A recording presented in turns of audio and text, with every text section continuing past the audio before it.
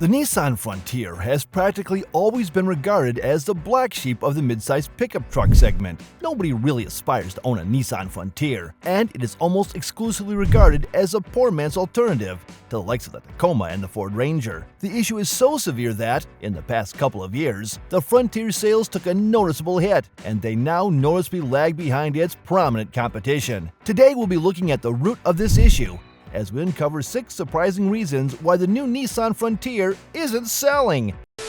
Number 6. A very dated interior. One of the worst things about the Nissan Frontier is its incredibly outdated interior. In a time of modern, intuitive interiors that have ergonomic layouts for maximum ease of access and usage, Nissan decided to completely drop the ball. First of all, just look at this thing. It screams boring at first glance. Just an endless slab of plastic panels, all so carelessly fitted to one another that it honestly makes us shudder in our boots. And what's with the design? A 10-year-old F-150 has an interior that looks more modern than this. The worst thing about it is that it isn't especially ergonomic, as there are way too many buttons all over the place to make it intuitive to use, while the infotainment system is simply too small for modern times, making it much harder to look at. Now, admittedly, the interior quality isn't the worst in its class. In fact, the Frontier fares well against its peers, especially on the lower trim levels, and it has been regarded as a much welcome improvement over the previous generation truck.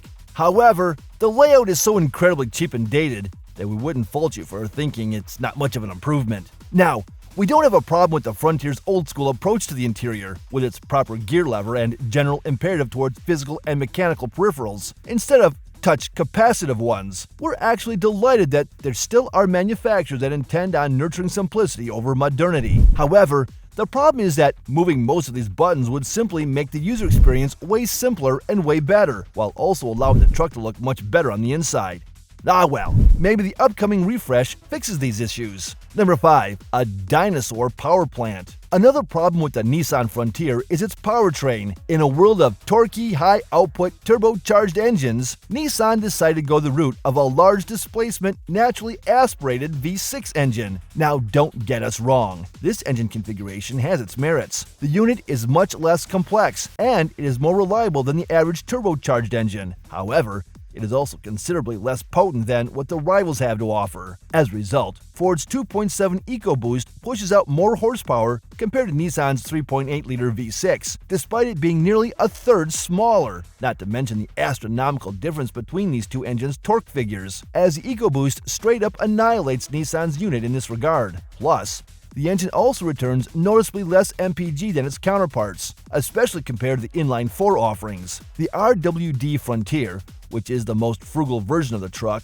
can't do more than 18 miles per gallon around the city, which for a truck in 2024 simply ain't gonna cut it. Number 4. No economical options. Now, the previously mentioned issue would have easily been fixed if Nissan had just decided to offer a more economical unit, just like its entire competition does. An inline-4 engine with a turbocharger strapped to it, pushing around 250 horsepower, would have been a godsend for those of us that care about fuel economy. However, in their usual fashion, Nissan decided to cheapen out and not offer an alternative powertrain. And it's not like they don't have an adequate engine, as the 2.5-liter inline-4 used in the Navara would have been a perfect engine to modernize and build upon. However, Nissan decided against it. This is simply unacceptable, especially when we take into consideration that both the Toyota Tacoma and the Ford Ranger have their hybrid versions, albeit the latter is still not on offer in the US. This example should only amplify how incredibly dated this powertrain is. Heaven forbid that Nissan adds a puny little 4-banger,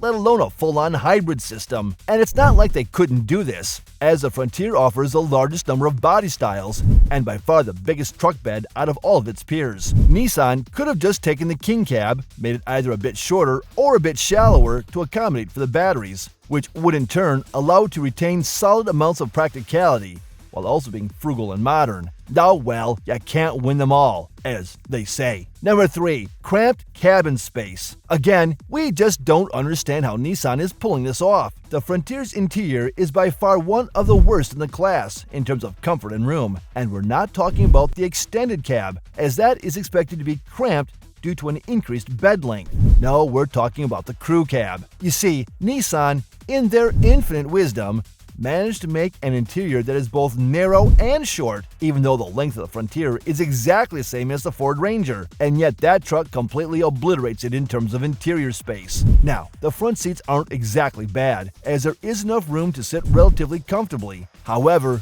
they could definitely be better, as it does feel a bit crowded, especially when combined with all the previously mentioned button cluttering and over-designing of the dash. The worst contender in this regard is by far the Frontier's rear seats. While they are usable, as two people can sit in the back, however, we wouldn't exactly call the rear seats comfortable. That's because, first of all, the knee room isn't great, making it a bit of a squeeze to sit in. If that wasn't enough, the rear seats are also positioned at a very weird angle, which makes the passenger sit almost upright, making long journeys a literal pain in the back. Number 2. Bad driving dynamics. Now, if this wasn't enough proof that the Frontier isn't exactly driver and passenger oriented, the fact that it is utterly bad to drive most certainly will. Honestly, we don't know what Nissan were thinking when they were making the Frontier, as its suspension is entirely conflicting. First of all, the suspension is relatively soft. Now, this isn't a problem in itself, as it ensures that the truck will be both comfortable when going over bumps and potholes,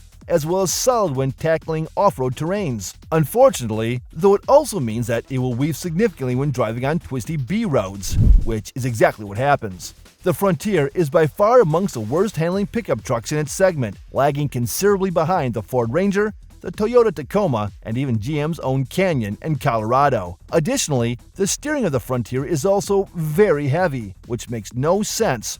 As we've already mentioned, this truck simply isn't built for precise cornering. As a result, you'll struggle quite a bit when off-road, especially when not on the move, because of how hard it will be to turn the wheels, which is also true for city driving. Honestly, everything would have been much better if Nissan had committed to building a consistent pickup truck, but oh well. Number 1. Practicality is not its strong suit. Having an impractical pickup truck seems like a paradox. However, Nissan has managed to create just that with the Frontier. Now, before we move on, we have to say that, in terms of bed sizes, there is no pickup truck that can rival the Frontier, as it has by far the largest beds on offer in the midsize pickup truck segment. However, bed size is only one part of what makes a pickup truck, and to utilize that large bed, a truck needs to have a solid payload capacity, which Nissan does not have. In fact, the Nissan Frontier is by far the worst pickup truck in this regard, as its 310 HP V6 engine makes only 281 pound-feet of torque. As a result, the Frontier has a payload capacity of only 1,600 pounds, which is a couple of hundred pounds less than its competition on average. Additionally, this also means that it falls short in terms of towing capacity too, in comparison to its rivals. The Frontier's 3.8 V6 grants it a measly 6,700 pounds of maximum towing capacity, which is noticeably less than that of the Ford Ranger, GM's Colorado and Canyon, and above all else, the Jeep Gladiator, all of which have a maximum towing capacity of upwards of 7,500 pounds. Now sure, the Frontier will definitely beat out the low-output versions of these trucks,